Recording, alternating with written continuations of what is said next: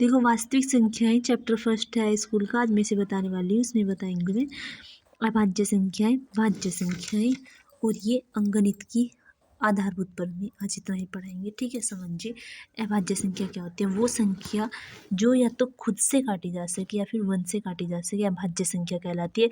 जैसे देखिए 2 है हमारा, 2 को हम क्या करते हैं, या तो इसे एक काट सकता है या फिर ये खुद से ही खुद को काट देता है। ठीक है, यानी कि ऐसी संख्याएं जिसके केवल 2 ही गुणनखंड हो सकते हैं, या तो खुद या फिर एक। ठीक है, अब बात आती है भाज्य संख्या क्या होती है। भाज्य संख्या जो संख्या अभाज्य, ठीक है, नहीं है, वो हमारी भाज्य है। यानी कि 4 हमारा अभाज्य नहीं है, 4 हमारा भाज्य है। देखिए 4 को हम 2 से भी काट सकते हैं। ऐसे देखिए 8 है, 8 को हम 2 से भी काट सकते हैं और 4 से भी काट सकते हैं। यानी कि ऐसी संख्या जिन्हें हम 2 से 4 से भी काट सकते हैं वो हमारी भाज्य संख्या होती है, या फिर किसी और संख्या से भी काट सकते हैं। ठीक है, अभी छोटा सा नोट है, संख्या एक ना तो भाज्य है और ना ही अभाज्य है। ठीक है, यानी कि एक को ना तो आप अभाज्य में ले सकते हो ना ही भाज्य में ले सकते हो।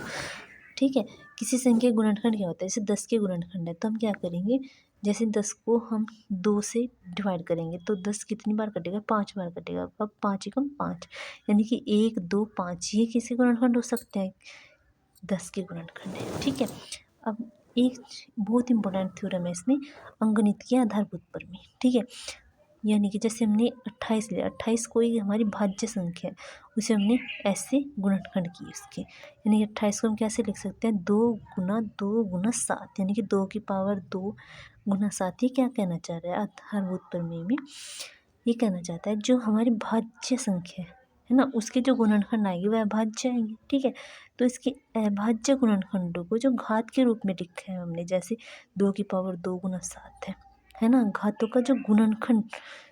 ठीक है, जैसे हमने 2 की पावर 2 गुना 7 लिखा है, तो ये यही बात कहना चाह रहे हैं कि घातों के गुणनफल के रूप में लिखने वाली ये जो विधि है, ये हमारी क्या कहलाती है, आधारभूत प्रमेय कहलाती है।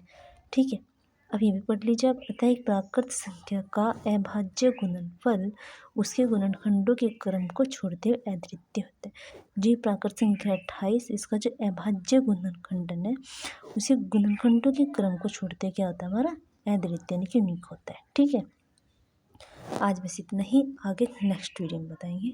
धन्यवाद।